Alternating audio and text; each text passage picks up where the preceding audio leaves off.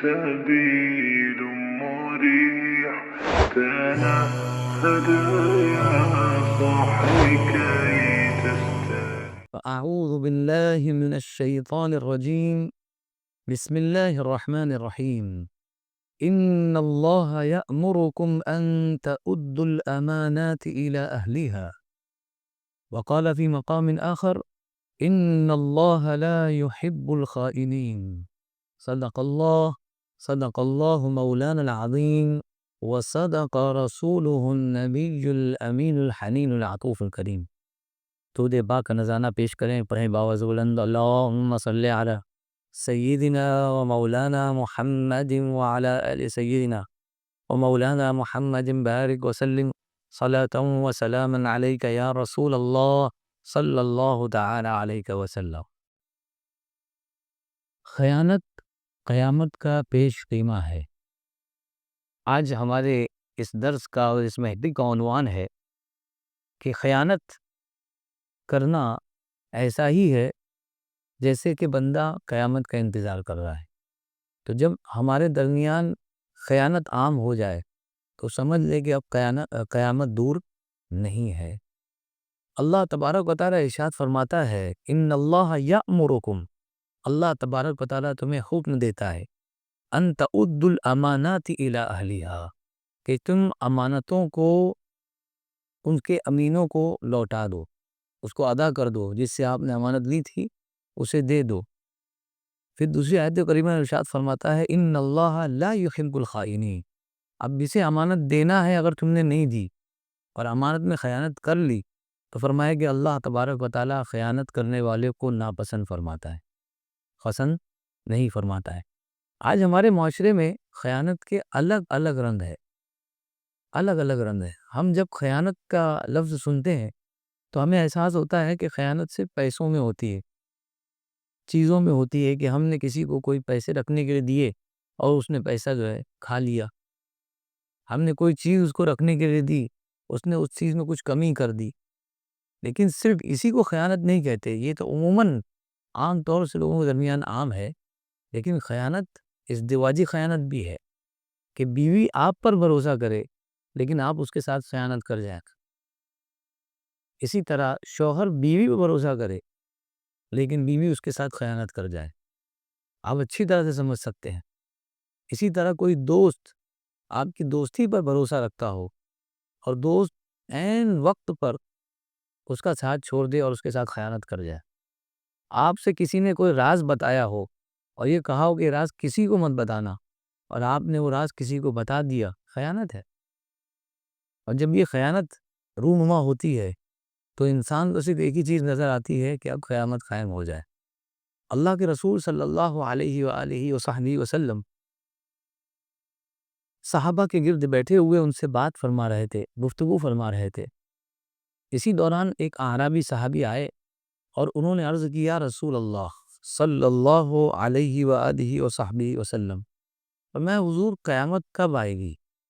انہوں نے عرض کی: یا رسول اللہ قیامت کب آئے گی؟ تو جواب نبی پاک صلی اللہ علیہ وسلم نے انہیں نہیں دیا۔ اور اس میں دو راوی ہے، دونوں نے کہا، ایک کہتے ہیں کہ نبی پاک صلی اللہ علیہ وسلم نے سنا ہی نہیں، یعنی ان کی بات کانوں تک پہنچی نہیں، توجہ ہی نہیں اس طرف گئی۔ اور دوسرے کا کہنا ہے نبی پاک صلی اللہ علیہ وسلم نے سنا لیکن اس کے باوجود نظر انداز کیا اور اس کا جواب نہیں دیا۔ بہرحال حدیث میں آگے بتایا گیا کہ نبی پاک صلی اللہ علیہ وسلم نے جب اپنی گفتگو مکمل کر لی، جب بات مکمل ہو گئی تو اس کے بعد آپ نے پوچھا کہ وہ جو قیامت کے بارے میں سوال کر رہا تھا وہ کہاں ہے؟ تو وہیں بیٹھے ہوئے تم نے کہا کہ یا رسول اللہ میں ہی ہوں جس نے پوچھا تھا کہ قیامت کب آئی۔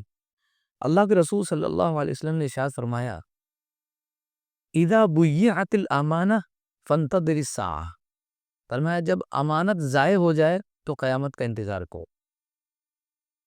میں نے ساری امانت کی قسمیں بتا دی، امانت اگر ضائع ہو جائے تو قیامت کا انتظار کرو۔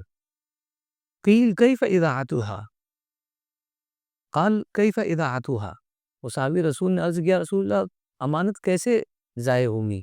امانت ضائع کیسے ہوگی؟ بہت ساری قسمیں ہیں امانت کی۔ حضور نے فرمایا اذا وسد الامر الى غیر اہلہ فانتظر الساعہ، کہا کہ جب کوئی بھی معاملہ کسی نااہل کو دے دیا جائے تو سمجھ جاؤ کہ اب قیامت آنے والی، اب قیامت کا انتظار کرو۔ مثال کے طور پر یہ بھی خیانت ہے۔ ہمیں پتا ہے کہ جسے ہم نے اپنے اسکول کے لیے ٹیچر چنا ہے وہ ٹیچر بننے کے لائق نہیں ہے، پھر بھی ہم نے اگر بنایا ہے، یہ خیانت ہے، قوم کا پیسہ لگا ہے۔ اسی طرح اگر اسکول کا ذمہ دار اس قابل نہیں کہ وہ اسکول کو سنبھال سکے، اتنا پڑھا لکھا ہی نہیں، جاہل ہے، انگوٹھا چھاپ ہے، پیسے کی بنیاد پر اگر اسے ذمہ دار بنا دیا گیا تو جس نے بنایا اس نے خیانت کی، جس نے بنایا اس نے خیانت کی۔ کسی بھی، یہ میں صرف اس کی بات نہیں، اسپیسیفک اس کی بات نہیں کر رہا ہوں، کہیں بھی آپ کسی بھی شے میں جہاں پر آپ کی چلتی ہو اور وہاں پر آپ نے اپنے خونی رشتے کو آگے کیا بجائے اس کے کہ قابل انسان کو آگے کرنا چاہیے۔ ایک حدیث مبارکہ میں آیا جس کا مفہوم یہ ہے کہ اللہ کے رسول صلی اللہ علیہ وسلم نے ارشاد فرمایا، کسی نے کسی نااہل کو کسی کام پر لگایا، وہ اس کا اہل نہیں تھا، پائلٹ ہے ہی نہیں وہ، لیکن آپ نے اس کو پائلٹ بنا دیا، اب وہ کیا کرے گا؟ کشتی بان ہے ہی نہیں، آپ نے اس کو کشتی بان بنا دیا، اس کے جاب پر لگا دیا۔ کوئی انسان جس قابل نہیں ہے اس کو وہ کام دے دیا جبکہ اس کے قابل ہے ہی نہیں، اس کا نااہل ہے، وہ اس کا اہل ہی نہیں ہے، تو یہ خیانت ہے۔ اور یہ خیانت شروع کہاں سے ہوتی ہے؟ جب بندے کو ہم مرتبہ دیتے ہیں، وہ آپ کریے جو کرنا ہے، وہ کیا کرتا ہے؟ اپنے خونی رشتہ داروں کو آگے کرتا ہے، یا کم از کم ایسے لوگوں کو آگے کرتا ہے جو اس کے مفاد کے آڑے نہ آئے۔ اگر اس کی حامی بھرنے والے ہوں تو ان کو آگے کر دیتا ہے، وہ لاکھ کر لے۔ اور امانت دار یہ سوچے کہ اگر ایسے ہی رہے گا، وہ اتنا امین بنا رہا تو ایسے نااہل لوگ آگے بڑھ جائیں گے، لہٰذا مجھے بھی اب خیانت کرنی پڑے گی، امین بن کے کام نہیں چلے گا، اور مجھے آگے بڑھنا ہے تو اسے چاہیے کہ وہ پیچھے ہی رہے۔ اس لیے کہ آگے ابھی احادیث آنے والی ہے، جو خیانت کرتا ہے وہ اس دنیا میں کبھی بچ نہیں سکتا ہے۔ وہ اگر یہ سوچتا ہے کہ میں نے اپنے کسی ماننے والے کو آگے بڑھا دیا، میرا کون کیا کر سکتا ہے، تو یقین مانیے اس کائنات میں صرف ایک ہی کی چلتی ہے، اور میرا راوی۔ تو قانون پڑھ لو جا کر کہ وہ کیا چاہتا ہے اور کیا نہیں چاہتا، کیونکہ جو وہ نہیں چاہتا ہے اگر تم نے یہاں اپلائی کیا تو اس کی حکومت میں تم جی نہیں سکتے، اور اس کی پکڑ بہت سخت ہے، اور حساب بھی فوراً لیتا ہے۔ جو اس کا کرم ہے کہ ہم لوگ جی رہے ہیں، یہ اس کا کرم ہے، باقی کوئی وجہ نہیں کہ اس ہوئے زمین پر ہم چین کی سانس لے رہے ہیں۔ کوئی سانس نہیں لے سکتا اس کے حکم کے بغیر، خیانت کرنے کی بات تو دور کی بات ہے۔ تو جو اس طرح کی چیزوں میں ملوث ہے انہیں اس چیز کو سوچنا چاہیے کہ میں اگر کسی نااہل کو آگے بڑھا رہا ہوں تو غلط کر رہا ہوں۔ ہاں ایسا بھی ہوتا ہے بعض اوقات، میں نے بہت لوگوں سے سنا کہ بھائی میں نے تو اپنے بھانجے کو، بھتیجے کو، اس طرح سے ریلیٹیوز کو میں نے آگے کیا، کیوں کیا؟ مجھے پتا ہے کہ وہ اس لائق نہیں ہے، لیکن میں نے اسی لیے کیا کہ اگر میں نے نہیں کیا تو میری بہن برا مان جائے گی، میرا بھائی برا مان جائے گا، میرے ریلیٹیوز برا مان جائیں گے کہ یار تم اپنے لوگوں کو آگے نہیں کرو گے تو کس کو کرو گے؟ آپ اپنے لوگوں کو آگے کرو، اور یہی اسلام کا حکم ہے، الاقرب فالاقرب۔ سب سے پہلے اپنے کو دیکھو، اپنے آپ کو دیکھو، اپنے گھر والوں کو دیکھو، قوا انفسکم واہلیکم نارا، خود کو اور اپنے گھر والوں کو پہلے جہنم کی آگ سے بچاؤ۔ اسی طرح دنیاوی معاملات میں بھی اپنے لوگوں کو تم آگے بڑھاؤ، کوئی مسئلہ نہیں ہے، آپ بادشاہ ہو، وزیر اپنے چچا کو بناؤ، اپنے بھتیجے کو بناؤ، کوئی مسئلہ نہیں، لیکن پہلے دیکھ تو لو اس کا اہل ہے، اگر اہل ہے تو اس سے زبردست اہل پوری دنیا میں کوئی نہیں، اس کی بھی تائید کی جاتی ہے اسلام میں۔ آپ کا خون ہے اور اس مرتبے کے لائق ہے، اس سے زیادہ اہل کوئی نہیں ہے، لیکن اگر آپ کا صرف خون ہی ہے اور نااہل ہے تو سمجھ لیں کہ اس سے بڑا کوئی نااہل نہیں ہے۔ لیکن آج ہمارے یہاں مزاج کیا ہے کہ اگر ہمیں حاکم بنا دیا گیا اور ہمارے ہاتھوں میں قلمدان دے دیا گیا تو ہم اسے وزیر بنائیں گے جو ہمارا ریلیٹیو ہو، رشتہ دار ہو، یا کم سے کم اس کو بنائیں گے جو ہماری حامی بھرتا ہو۔ ارے کب تک کہ اس کو بنا کر اپنی حکومت کے پائے مضبوط کرو گے؟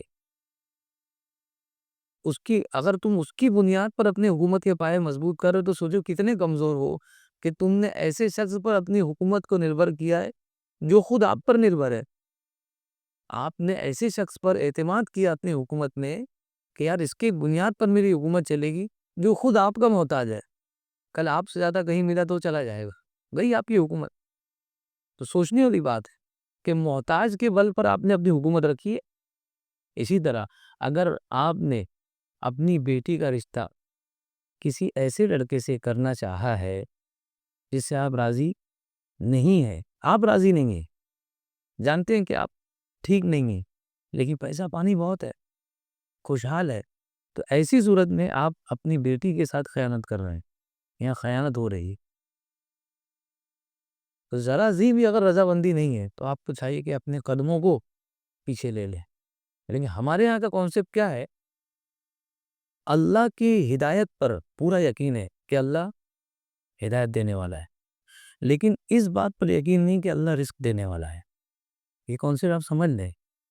اگر ہماری لڑکی کے لیے کوئی رشتہ آتا ہے، وہ رشتہ ایسا ہے کہ لڑکا ماشاءاللہ مالدار ہے، خوشحال ہے، ساتھ ہی ساتھ اس کے باپ بھی بہت خوشحال ہے، مالدار ہے، خاندانی رئیس ہے، لیکن لڑکا جو ہے نشہ کرتا ہے، اسموکنگ کرتا ہے، بہت ساری برائیاں اس کے اندر ہیں. اب رشتہ دار معاشرے والے اگر اسے جا کر یہ کہتے ہیں کہ یار کس کے ہاتھ دے رہے ہو اپنی لڑکی کو، جو نشے کرتا ہے، پورا محلہ اس کو جانتا ہے اس کے بارے میں، تو یہ صاحب کیا کہیں گے بتائیں؟ اللہ تبارک و تعالی ہدایت دینے والا ہے. ہو سکتا ہے کہ شادی کے بعد اس کے اندر کچھ بدلاؤ آئے، اللہ ہدایت دینے والا ہے.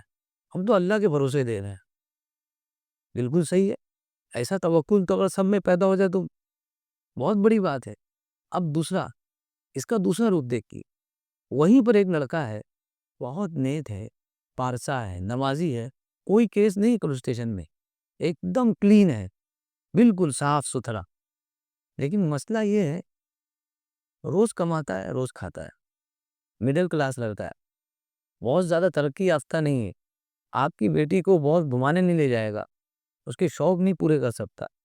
وہ خود ہی بہت حساب کتاب سے رہتا ہے، سال میں کبھی 2 مرتبہ کپڑا سلا لیا، یہ اس کا معمول ہے. غریب ہے لیکن ایماندار ہے، اور اس کی ایمانداری پر پورا محلہ گواہ ہے. اب ابھی اس کو کہیے کہ یار دے دو، اس سے بڑا ہیرا کہاں ملے گا؟ تو وہ یہی کہیں گے ایماندار ہے، ہم مانتے ہیں سب کچھ صحیح ہے، لیکن میری بیٹی کو کھلائے گا کیا؟ بھوکا رکھے گا؟ تو اب یہاں پر یہ توکل کہا گیا کہ یار کچھ بھی ہے، رزق دینے والی ذات تو اللہ کی ہے. ہو سکتا ہے کہ شادی کے بعد اللہ اس کو رزق دے دے. تو ہمارا معاملہ ہے کہ ہدایت اللہ دے سکتا ہے، لیکن رزق تو داماد ہی لا سکتا ہے. تو یہ توکل لنگڑا توکل ہے، اس میں کوئی دم نہیں ہے. تو کہنے کا مطلب یہ ہے کہ یہ خیانت ہے اگر آپ ایسے کو دے رہے ہیں جس سے آپ راضی نہیں ہیں. بس یہ سوچ کر کہ اس کے بعد دنیا ہے، آپ اس کے ساتھ خیانت کر رہے ہیں. کتنے رشتے آپ تو خود جانتے ہوں گے بہتر کہ وہ رشتے خراب ہو گئے اس بنیاد پر کہ ہم نے ون سائڈ دیکھا اور دے دیا، سونپ دیا اس کو. صرف دنیا دیکھی، سونپ دیا، لیکن اس کا دین نہیں دیکھا، برداشت کا مادہ نہیں دیکھا، اخلاق نہیں دیکھا. آج وہ تو رو رہی ہے، ہم بھی رو رہے ہیں، وہ بھی رو رہی ہے، ہم بھی رو رہے ہیں. اسی لیے قبل اس کے لوگوں کے سامنے رسوا ہو جائیں، اسلام کو پڑھ لیں اور اسی کی بنیاد پر اپنے فیصلے کریں. اس کے بعد بھی اگر رونا پڑے تو یقین مانیے میرا رب آپ کا ساتھ دینے والا ہے. کیونکہ اس کی بات کے ماننے کے بعد اگر رونا پڑے تو آنسو پوچھنے والی ذات ہے، آپ کو دلاسا دینے والی ذات ہے. لیکن اس کی نافرمانی کر کے اگر رونا پڑے تو تنہا رہ جاؤ گے، اور یہ رونا سب سے سخت رونا ہے. اللہ کے رسول صلی اللہ علیہ وسلم احادیث مبارکہ میں ارشاد فرماتے ہیں ادِ الامانۃ الی من ائتمنک. امانت جس نے تمہارے پاس رکھی ہے اس کی امانت ادا کرو. جس نے تمہارے پاس امانت رکھی تھی، سفر پہ چلا گیا، ریٹرن آیا، اسی امانت ادا کر دو، یہ حکم دیا. اب بھی آپ کہو کہ اس میں کون سا بڑا کام ہے؟ کر کے دیکھو آپ کہ آپ کے پاس کسی نے 50,000 2,000 20,000 رکھا ہو، 4 سال بعد وہ لوٹے گا تو آپ کے پاس وہ پیسے بچتے ہیں کہ نہیں بچتے؟ اس کی کتنی حفاظت کرنی پڑتی ہے، ذرا سوچیے آپ. تو بہت مشکل کام ہے، جب پریکٹیکلی کریں گے تب پتہ چلے گا. بولنا تو بہت آسان ہے. تو کہا کہ جس نے آپ کے پاس امانت رکھی ہے اس کو امانت لوٹا دو. اور اس کے بعد فرمایا یہ اس سے بڑا کام ہے وَلَا تَخُنْ مَنْ خَانَكَ. اور جس نے آپ کے ساتھ خیانت کی ہو تم اس کے ساتھ خیانت مت کرو. یہ اس سے بڑا ٹف کام ہے. ہمارا تو معمول یہی ہے نا، ہر ایکشن پہ ری ایکشن ہے، اور جس نے جو کیا میں ویسے ہی کروں گا. لیکن حضور کا فرمان ہے اگر آپ نے کسی کے پاس امانت رکھی اور وہ آپ کی امانت کو کھا گیا، ضائع کر دیا، تو اس نے خیانت کی. اب کل کو اس کی اگر امانت آپ کے پاس آتی ہے، آپ اس کے ساتھ خیانت مت کرو. مثال کے طور پر ہم نے اپنی بیٹی ایک خاندان میں دی اور ان لوگوں نے اپنی بیٹی کو بہت ستایا. کل ہو کہ اس خاندان کی کوئی بیٹی ہمارے یہاں آتی ہے رشتہ کر کے، تو ہمیں ویسا سلوک نہیں کرنا ہے جیسا ان لوگوں نے کیا ہے. انہوں نے ثابت کیا کہ وہ جانور تھے، ہمیں ثابت کرنا ہے کہ ہم انسان ہیں. انہیں ثابت کیا کہ ہم خدا کو نہیں ماننے والے، ہم پیسوں کو ماننے والے، طاقت کو ماننے والے. ہم ثابت کریں گے کہ ہم اپنے اوپر ایک سپریم پاور کو ماننے والے، ہم تو بھائی اس سے ڈرنے والے. اس نے کہا ہے ہم چاہے تو آج بدلہ لے سکتے ہیں لیکن نہیں لیں گے. یقین مانیے آپ کی زندگی خوشحال ہو جائے گی. آپ کر پہ دیکھیے اس بچی کی دعا آپ کو لگے گی. لیکن جس نے اس کے برخلاف کیا تو یقین مانیے اس نے اپنا دین بھی برباد کیا اور اپنی آخرت بھی برباد کی، دنیا بھی برباد. اللہ کے رسول صلی اللہ علیہ وسلم ارشاد فرماتے ہیں من استشارہ اخوہ المسلم فاشار علیہ بغیر رشد فقد خانہ. فرمایا کہ کسی مسلمان بھائی سے مشورہ طلب کیا. مشورہ طلب کرتے ہیں بھائی، ظاہر سی بات ہے کہ ہم بلڈنگ بنانے جا رہے ہیں تو کوئی بلڈر دوست ہو تو اس سے ہم مشورہ لیں گے، انجینئر سے مشورہ لیں گے. اسی طرح کوئی کاروبار کھولنا چاہ رہے ہیں تو اب کوئی کاروباری انسان ہو اس سے مشورہ لیں گے. تو کسی مسلمان نے کسی مسلمان بھائی سے مشورہ لیا. اب جس سے مشورہ لیا جا رہا ہے وہ مشیر، اس کو کچھ پتہ ہی نہیں اس لائن کے بارے میں. انجینئرنگ پڑھی ہے اس نے، اپلائی نہیں کی ہے. وہ پڑھا ہوا ہے، جانتا نہیں اس کے بارے میں، تجربہ نہیں. اس کے باوجود بھی اگر اس نے غلط اس کو مشورہ دیا، اس نے خیانت کی. یہ خیانت کی صورت ہے. آپ سے کسی نے پوچھا کہ یار میں ایسا ایسا کرنا چاہ رہا ہوں، آپ کی کیا رائے ہے؟ آپ کو نہیں پتا ہے کچھ، تو آپ اس کو صاف نہ بول دو. وہ تھوڑے دیر بھی ناراض ہوگا کہ ہاں یار وقت پہ کوئی بھاؤ نہیں دیتا ہے، ہونے دو اس کو. لیکن آپ اپنی طرف سے کوئی کمی نہیں چھوڑو گے. اس کا دل رکھنے کے لیے آپ ہاں مت بولو، اس لیے کہ اس کو تو نہیں پتا کہ آپ نے کیا چاہا. لیکن اللہ تبارک و تعالیٰ علیم و خبیر ہے، وہ جانتا ہے کہ آپ نے بغیر ہدایت کے اس کو رہنمائی دی. آپ کو خود نہیں پتا کہ آپ نے اس کی رہنمائی کر دی. یہی بھی خیانت ہے. حضور نے فرمایا من خان شریکا لہ فیما ائتمنہ علیہ واسترعاہ لہ فانا بریء منہ. حضور فرماتے ہیں کہ جس نے اپنے پارٹنر کے ساتھ، وہ پارٹنر جس نے اس کے پاس امانت رکھی ہے اور اس سے کہا ہو کہ میری امانت کا خیال رکھنا، اس کے ساتھ خیانت کی، حضور نے فرمایا انا بریء منہ، میں اس سے بری ہوں، میں اس سے بری ہوں، اس کے ذمے سے بری ہوں. کو بتائیے کہ خالق کائنات نے سب سے بڑی رحمت ہم پر اتاری ہے، اسی رحمت کے ایک حصے کے بھروسے ہم لوگ ہیں. اب اگر وہ رحمت بھی اپنا سایہ ہٹا لے، کہاں جائیں گے ہم؟ کہاں سر چھپائیں گے؟ حضور فرما رہے ہیں کہ اگر کسی نے اپنے پارٹنر کے ساتھ خیانت کی، میں اس سے بری ہوں. اب کون سی عدالت میں جائیں گے؟ چلے جائیں. اب اس کے بعد لاکھ درود پڑھتے رہیے، کوئی فائدہ نہیں. کیوں؟ ہاتھ ہٹ چکا ہے. اب ہاتھ ہٹ چکا ہے. پہلے اس چیز کا خیال رکھنا چاہیے جو آپ کو کرنے کے لیے کہا گیا تھا. آپ صحیح ہے، اس کے بعد تقوی اختیار کریں. غلط ہوگا تقوی اختیار کر کے کوئی فائدہ نہیں. پہلے آپ کا صحیح ہونا ضروری ہے، آپ کا صحیح ہونا ضروری ہے، اس کے بعد متقی ہونا آپ کے لیے فائدہ مند ہو سکتا ہے. دوسری حدیث میں فرمایا ان اللہ تعالی یقول، اللہ تبارک و تعالی ارشاد فرماتا ہے، حدیث قدسی ہے، فرمایا انا ثالث الشریکین ما لم یخن احدہما صاحبہ.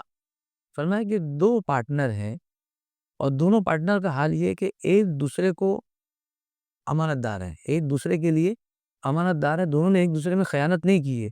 اللہ تبارک و تعالی ارشاد فرماتا ہے ان دونوں کا تیسرا میں ہوں. اگر وہ دونوں پارٹنر ہیں، ان دونوں کا پارٹنر میں ہوں تیسرا. وہ دو مل کر کاروبار کر رہے ہیں، تیسرا میں ہوں. اب بتائیے جس کی پشت پناہی رب تبارک و تعالیٰ کی جانب سے ہو، اس کا کاروبار کبھی ٹھپ ہو سکتا ہے؟ نہیں. شرط کیا ہے؟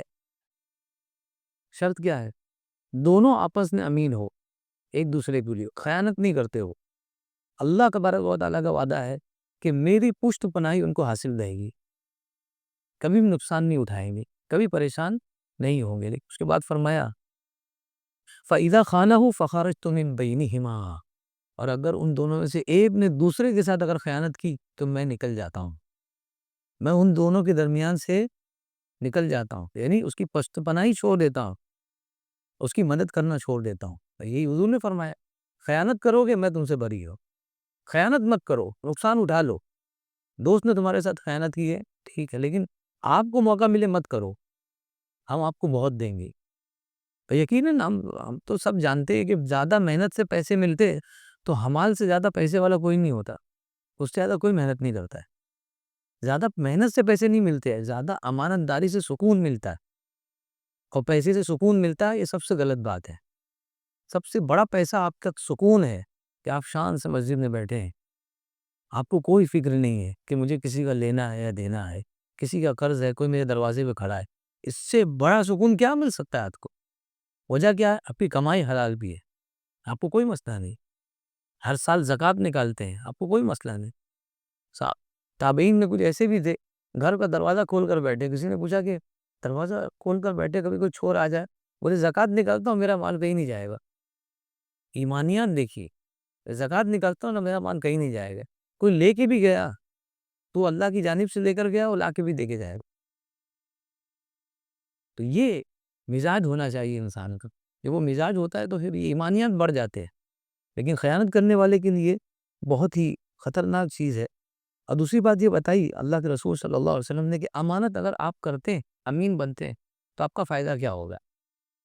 بہت بڑا فائدہ ہے. کہا الامانت تجر الرزق، امانت رزق کا سبب ہے. اگر امانت ہے آپ کو رزق ملے گا.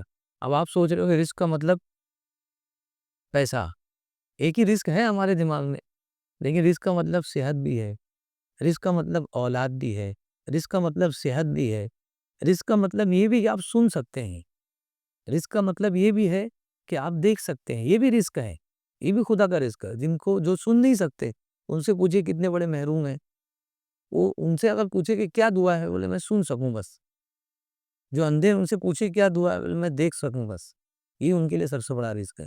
تو کہا کہ امانت رزق کا سبب ہے، والخیانت تجب الفقر، اور خیانت فقیری کا سبب ہے. ہمیشہ فقیر رہے گا. جتنے بھی خیانت کرنے والے ہیں، اس کی ٹوپی اس کے سر کرنے والے ہیں، آپ دیکھیے وہ کتنے خوشحال ہیں. وہ ایک زمانے میں انہوں نے یہاں وہاں کیا ہوگا تو خوشحال ہوں گے، ان کے کباڑ میں پیسے بھرے ہوں گے، لیکن ان کا اینڈنگ دیکھیے کتنی بری ہوتی. یہ سب آپ لوگ مجھ سے بہتر جانتے ہیں. تو یہ معاملات ہے جب آدمی غلط پیسے اور غلط طریقے سے لوگوں کو دھوکہ دے کے جب پیسے کماتا ہے، وہ پیسے فیس کی طرح ہوتے ہیں. فیس کی طرح صابن میں جو فیس ہوتا ہے کچھ دیر رہتا ہے، اس کے بعد وہ غائب ہو جاتا ہے، اور جب تک رہتا ہے تو لگتا ہے کتنا بڑا ہے، لیکن کچھ دیر کے بعد وہ غائب ہو جاتا ہے. بس یہی حال ہے. آخری حدیث ہے، اللہ کے رسول صلی اللہ علیہ وسلم ارشاد فرماتے ہیں جس دور میں ہم لوگ جی رہے ہیں، جس دور میں ہم لوگ جی رہے ہیں اس کی نقاشی حضور نے فرما دی. ایسا بتایا ایسے لگ رہا کہ حضور اس دور میں رہ رہے ہیں. حضور فرماتے ہیں سیأتی علی الناس سنوات خداعات، فرمایا کہ لوگوں پر ایسے بھی کچھ سال آئیں گے جو بہت دھوکے باز سال ہوں گے. اصل میں سال دھوکے باز نہیں ہوتے، ان سالوں میں رہنے والے لوگ دھوکے باز ہوں گے. کچھ ایسے زندگی میں اوقات آئیں گے جس میں بہت دھوکے باز ہوں گے. کیسے ہوں گے؟ یصدق فیہ الکاذب، جس میں جھوٹے کی تصدیق کی جائے گی. بہت بڑا جھوٹا ہے لیکن کہیں گے ان سے بڑا کوئی سچا ہے ہی نہیں. کیوں بھائی؟ بڑی شخصیت ہے تو یہ جو بول دے یہی حقیقت ہے. ان کی زبان سے جو نکل جائے اس کے علاوہ کوئی سچ ہے ہی نہیں. آپ کو سچ دیکھنا ہے، وہ فلاں حضرت ہے ان کی زبان سنیے آپ. یصدق الکاذب، جھوٹے کی تصدیق کی جائے گی. جھوٹا ہے سب کو پتا ہے، لیکن تصدیق کرنے کے لیے چار لوگ کھڑے ہو جائیں گے. پاور ہے. اس کے بعد وَيُكَذَّبُ فِيهَا الصَّادِقُ، اور جو سچا ہوگا اس کی تکذیب کی جائے گی، دھتلا دیا جائے گا. کیوں؟ کمزور ہے، کیا کر لے گا یہ. تو آج وہی ہے نا، آج اسی کی سنی جاتی ہے جو مضبوط ہے. کیس آیا کہاں گیا پتہ ہی نہیں چلتا، لیکن غریب پوری عمر نکال دیتا ہے کیس کباڑے میں، چلتا ہی رہ جاتا ہے. اسی دور میں ہم جی رہے ہیں. اس کے بعد فرمایا وَيُؤْتَمَنُ فِيهَا الْخَائِنُ، اور جو خیانت کرنے والا ہے اس سے بڑا امین کوئی نہیں ہوگا. ایسا دور آئے گا خیانت کرنے والے سے بڑا امین کوئی نہیں ہوگا. اس کو بولیں گے یہ امین ہے، اس کے اوپر پیسہ لگاؤ، اور پھر وہ ایسی خیانت کر جائے گا کہ آدمی حیران ہو جائے گا. خیانت کرنے والے سے بڑا امین کوئی نہیں ہوگا. وہ یخون فیہ الامین، اور جو امانت دار ہوگا لوگ اس کو خیانت کرنے والا سمجھیں گے. امانت دار کو لوگ خیانت کرا دے، بھائی اس کے پاس دیں گے تو کہاں، یہ پتہ نہیں سنبھال کے رکھ پائے گا کہ نہیں رکھ پائے گا. امانت دار انسان ہے لیکن نہیں، اس کو امانت دار نہیں سمجھیں گے خیانت کر جائے گا. اور یہ سب سے آخری جملہ بہت اہم ہے، وَيَنْتِقُ فِيهَا الرُّوَيْبَضَةُ، اور یہ زمانہ ہوگا جس میں رویبدہ بات کریں گے. رویبدہ حدیث میں لفظ آیا رویبدہ، اس کی تشریح میں شارحین حدیث فرماتے ہیں رویبدہ مطلب ہے الرجل التافت فی امر العامہ. حضور سے پوچھا کہ حضور یہ رویبدہ کیا ہے؟ حضور نے فرمایا کہ لوگوں میں سب سے ذلیل انسان، رذیل انسان ہوگا، لیکن جب وہ بات کرے گا ہاتھ باندھ کے لوگ سنیں گے. ارے بہت بڑا بھاشن دیا جا رہا ہے، اس کی بات کو لوگ مانیں گے بھی. پاور، منصب، جس کی بنیاد پر لوگ اس کی باتوں کو سنیں گے. قوم میں ذلیل ہوگا، وہ کوئی پوزیشن نہیں، حقیر انسان ہوگا، لیکن بس وہی ہے کہ سامنے جو ہے اس کی واہواہی لوگ کرنے والے ہوں گے، پیٹھ پیچھے کوئی نہیں ہوگا. تو اسی زمانے میں ہم لوگ، میرے نزدیک تو ہم لوگ جی رہے ہیں کہ جہاں صادق سچے بولنے اور سچ بولنے والے کی کوئی اہمیت نہیں، امانت دار کی کوئی اہمیت نہیں ہے بہت اہمیت، اس میں کوئی شک نہیں ہے. یعنی آپ سمجھ لیجئے کہ کسی بھی دکاندار سے آپ پوچھئے، اگر اس کو لڑکے چاہیے کہ میرے دکان میں کام کرنے کے، تو وہ یہی بولے گا بہت بڑا خائن ہے، بہت بڑا بدماش ہے وہ. لیکن اس کو پوچھو کہ کیسا لڑکا چاہیے، تو بولے گا امانت دار چاہیے، 100% امانت دار چاہیے، اور خود بدنام ہے وہ خیانت میں. تو امانت کی تو بہت قیمت ہے اس دور میں، اس میں کوئی شک نہیں. خیانت کرنے والا بھی امانت دار ہی کو ڈھونڈتا ہے، اس میں کوئی شک نہیں ہے. لیکن میں کہہ رہا ہوں، حضور نے فرمایا کہ امانت دار کو کوئی امانت دار سمجھے گا نہیں، اور خیانت کرنے والے کو لوگ سب کچھ سمجھیں گے. کہتے نا تم بولتے نہیں، بولے یار باس ہے کیا بولے گا، بس اسی وجہ سے لوگ رکے رہیں گے اور وہ خیانت کرتا چلا جائے گا. لیکن وہ یہ سوچ رہا ہے کہ اس دنیا میں رہ کر خیانت کر لوں گا تو کامیاب ہو جاؤں گا. یقین مانیے اس کائنات میں صرف میرے رب کی چلتی ہے. اگر وہ چاہے تو امانت دار کتنا بھی گر جائے، اس کو عزت بخشنے والا وہی ہے. اور خیانت کرنے والا آسمان کی چوٹی پہ چلا جائے، پہاڑ کی چوٹی پر بھی چلا جائے، آسمان تک چلا جائے، رب تبارک و تعالیٰ نے اگر چاہ لیا تو اس کو ذلیل کرے گا اور زمین پر لا دے گا. یہ میرے رب کی طاقت ہے. جس میں اس کی طاقت پر ایمان لے آیا جو تک شخص، تو یقین مانیو کبھی زندگی میں ذلیل نہیں ہوگا. اور جس سے اس کی طاقت پر بھروسہ نہیں ہے، وہ دنیا کے ذلیلوں کے پیچھے گھومتا رہے گا، اور ان کے پاس ہاتھ پھیلائے گا، ان کے پاس ہاتھ پھیلائے گا. تو بہتر یہ ہے کہ ہمیں جب ہمارے رب کی معرفت حاصل ہو گئی ہو تو ہم اسے چھوڑ کر کسی کے پاس نہ جائیں اور ذلیل نہ ہو. رب تبارک و تعالیٰ کے بارگاہ میں دعا ہے کہ مولا کریم دنیا میں ہمیں خیانت سے بچا، خائنین کے خیانت سے ہمیں محفوظ فرما. مولا کریم امانت داروں کا ساتھ عطا فرما، اور ہر حال میں امانت ادا کرنے کی توفیق عطا فرما. مولا کریم جو کوئی درس بیان ہو اپنی بارگاہ میں سے قبول فرما. مولا کریم کہنے سننے سکھا دا ہم سبھی کو